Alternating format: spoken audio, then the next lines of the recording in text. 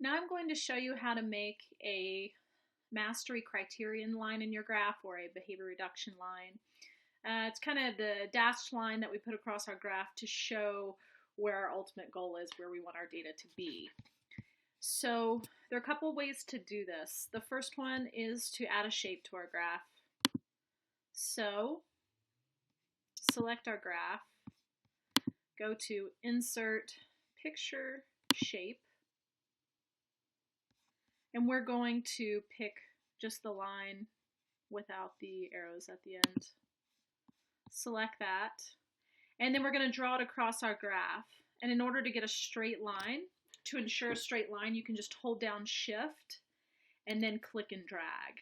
So let's say for aggression, our goal is that we will have 2 or less aggressions per day. We're going to start at the 2 right about here, hold down the Shift, click and drag across. And then we have a line. We can actually move this all around. I always format mine red, either red, usually red with a dash, so it isn't confused as a data path. You can double click, which will again pull up your formatting options here.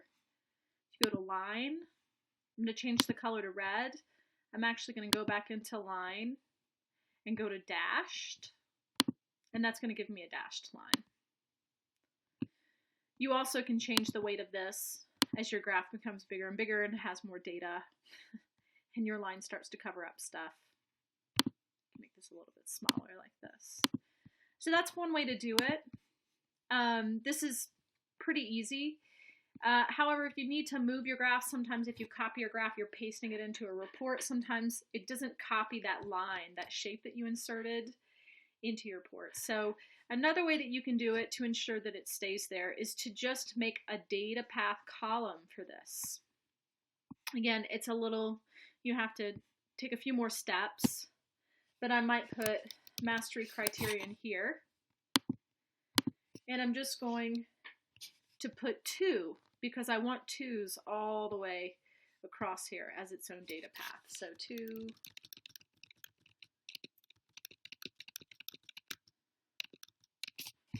Okay. And then what you're going to do is you're going to source this with your graph. See, these actually go down to 20, so I'll go ahead and bring this to 20.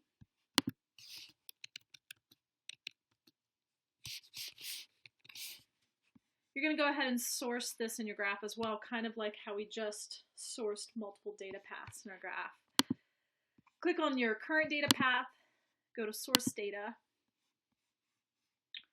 We want to add a series, so you can click add. It's going to give you series 2 equals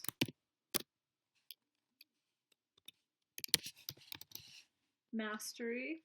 I'm just going to call it mastery for now. Again, our aggression was sourced from column B. I'm going to copy that so it's less work for me to do. Make sure mastery is clicked and then paste it in here and change this to column D.